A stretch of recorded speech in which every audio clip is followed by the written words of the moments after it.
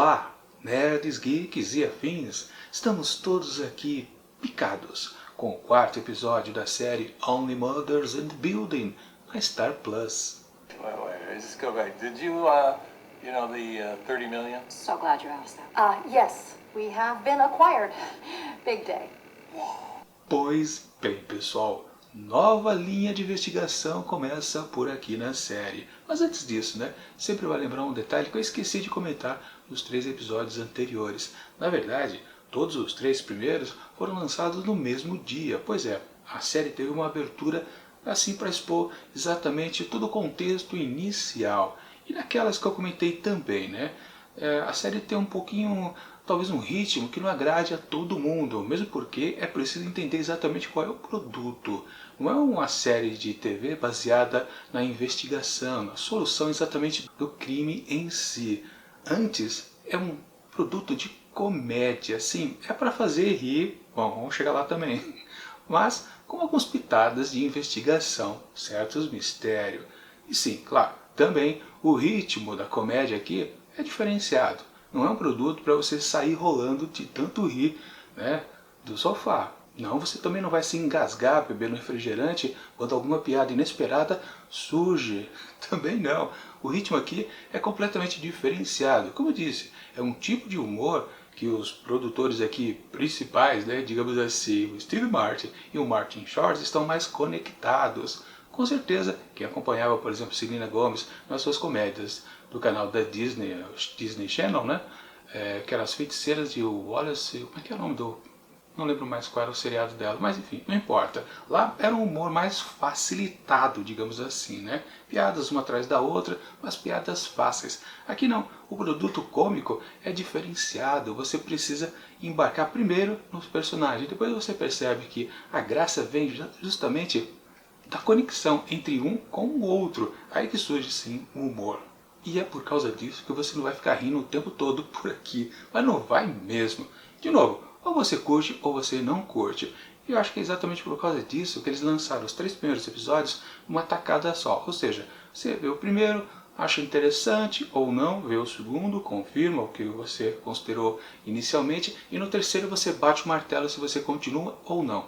E sim, teve um certo ganchinho no final do terceiro, não tinha um grande chamariz para a gente continuar a série, mas de qualquer forma, válido.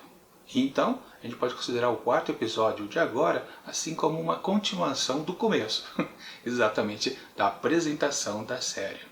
Onde podemos dizer que sim, ao final aqui desse episódio tem um certo gancho mais interessante. Mas de qualquer forma, aqui, como eu comentei, temos uma nova linha investigativa, porque justamente a cachorrinha lá do Oliver, Olwini, apareceu envenenada. E ele chama o seu filho Will, que acho que a gente não sabia que ele era um médico de animais, ou não sei, o que importa. Na verdade, a conexão que faz ali para ele voltar de novo ao show, digamos assim, é mais importante depois, por causa de uma coisa que ele lembra, Mas a gente chega daqui a pouco lá a isso. O que vale é que sim, ele chama o filho para resolver o problema que ele tem com sua cachorra. Depois nem diz exatamente o que aconteceu com ela, Parece que ela está passando bem. Talvez, aliás, a confirmação mesmo que aquilo foi um envenenamento não está colocada de fato. Pode ter sido um outro produto que a cachorrinha pegou lá e acabou passando mal. Necessariamente não parece que foi sim um envenenamento, mas claro, tem aquela cartinha deixada lá para o Oliver, Ou você para com o seu podcast, ou paramos com você. Literalmente foi isso, Uma coisa bem explícita. De qualquer forma, sim, foi uma ameaça. Se para cachorro também, aí não dá para saber direito.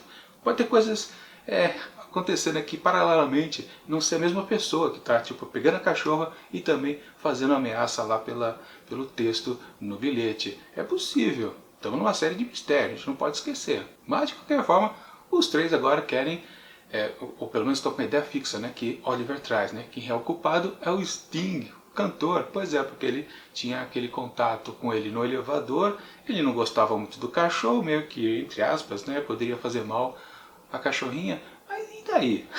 Necessariamente é até uma certa viagem. Claro, eles têm um indício ali que poderia sim estar relacionado o Sting com o envenenamento da cachorra, porque literalmente o Jim, o morto, o cara que realmente foi assassinado por aqui, trabalhou para o Sting e parece que ele foi demitido.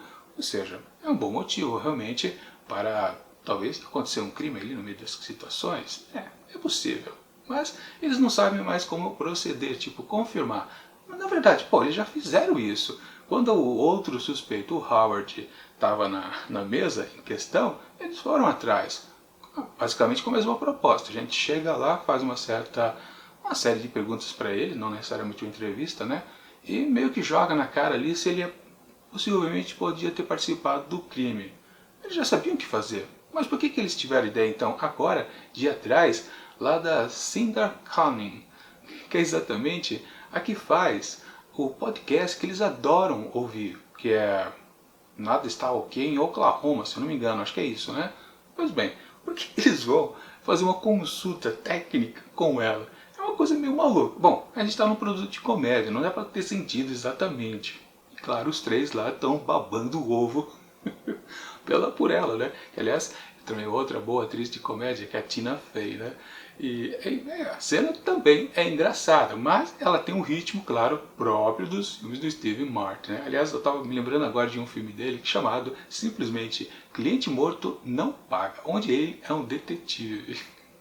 É uma comédia também super maluquinha. Enfim, o que vale? Maluquinha não é daquelas completamente espirocadas. É no ritmo que está aqui também esse produto. Enfim, o que vale? Ela acaba dando uma dica também para lá de absurda, porque ela foi um dia também meio que fazer uma prospecção um certo suspeito para ver se ele conseguia ou não meio que confessar o próprio crime, e ela foi com um artifício muito do estranho. Ela levou um peru para puxar a conversa. E eles acabam também, né? Até penso em outras possibilidades, mas acaba sendo também um peru. Ou seja, lá vai os três manés lá para o apartamento do Sting para poder levar um peruzinho, aquela coisa de boa vizinhança, né? E puxar assunto. Acabam descobrindo que, na verdade, o Sting se sentia culpado da morte do Tim, porque ele havia demitido ele. Tinha até dito, né? Porque você não se mata e ele acaba se matando, né? Aquela questão que todo mundo considera que foi um suicídio. Então ele se sentia mortalmente culpado, estava até pensando em sair ali do condomínio. Mas quando os três falam que, para eles, aquilo não foi um suicídio, foi um assassinato, é que vem a boa piada, né? Que o Sting fala, ah, que bom, ufa!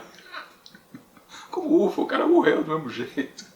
Mas é bacana, mas na verdade a linha de investigação deles foi para o vinagre, do mesmo jeito, né, que a outra com o Howard já tinha dado errado, porque o cara se revelou um cara que simplesmente desmaia quando vê sangue, ou seja, ele não poderia ter assassinado o Tim, senão ele teria desmaiado ao lado do corpo e todo mundo teria descoberto, obviamente, né?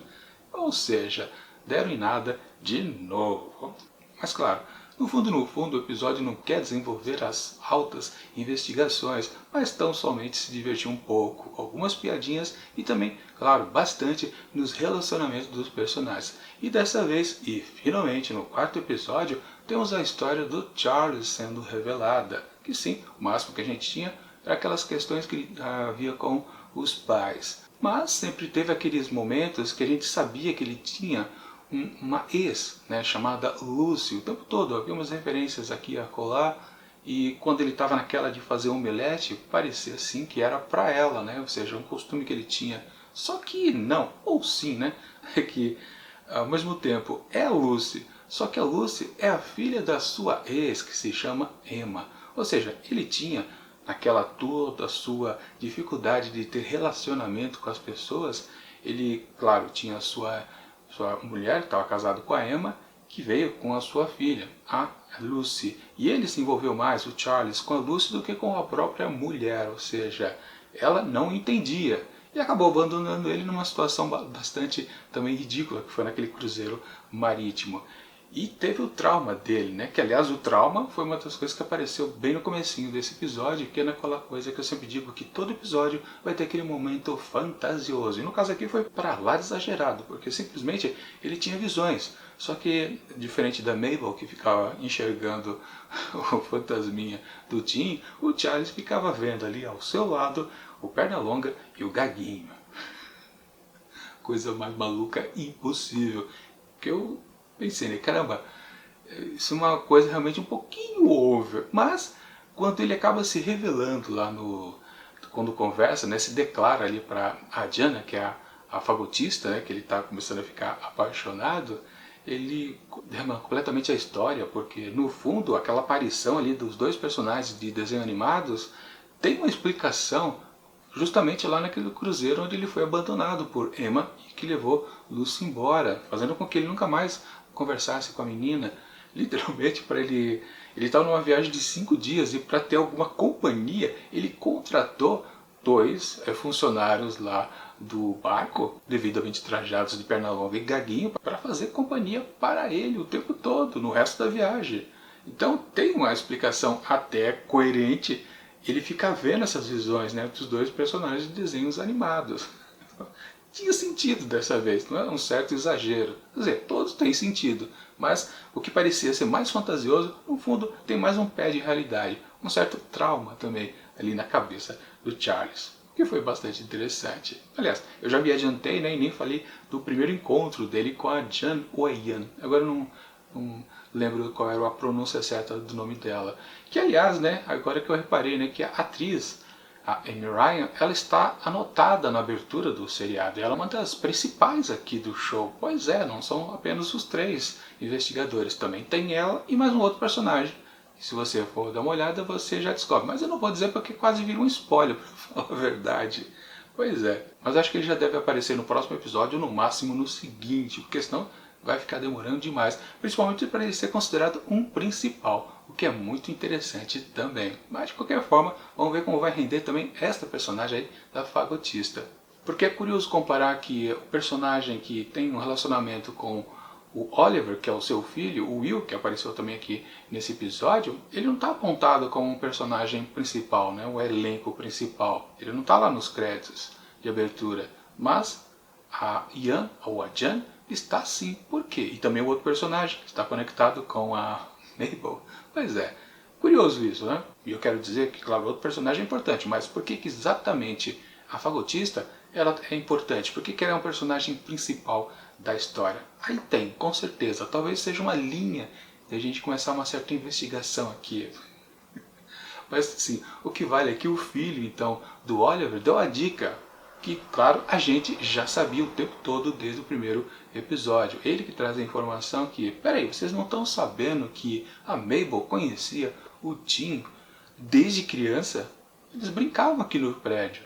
Ou seja, só daí já é uma boa, o começo, né, de reviravolta aqui no relacionamento dos 3 personagens principais. E ao finalzinho também aqui desse 4º episódio nós temos aquele momento assim, bom gancho para o seguinte, quando a gente percebe que aquele sujeito que veste o moletom pintado à mão está perseguindo Mabel pelas ruas. Ou seja, o que vai acontecer? Quem é este cidadão? Que eu já conjecturei também lá no primeiro episódio, provavelmente ele é o cara morto, né, que ela encontra, né? Ela encontra daqui a alguns meses, né? Porque teve um flashback, né? Ou um fallback, né? Porque acho que foram 3 meses depois, eu não lembro exatamente quantos meses foram, mas vai acontecer um outro assassinato. Aliás, é o que também determina aqui o finalzinho ali relacionado ao personagem da Cinda Cannon, né?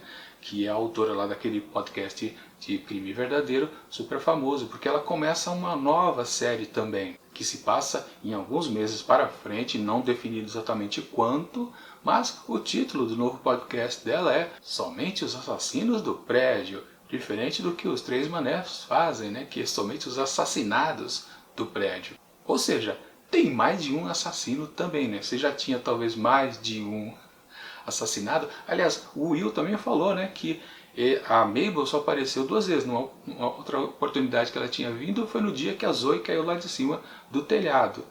E na outra oportunidade foi agora quando o Tim morreu. Ou seja, muito suspeito a aparição dela sempre em momentos chaves.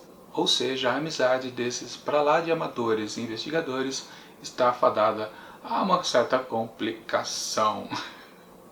Se bem que provavelmente eles vão continuar unidos, né? Porque quando ela se, claro, confessar tudo que ela já conhecia a Tim, vai ter uma boa explicação, com certeza. Mas que por enquanto a gente não consegue decifrar, realmente não dá.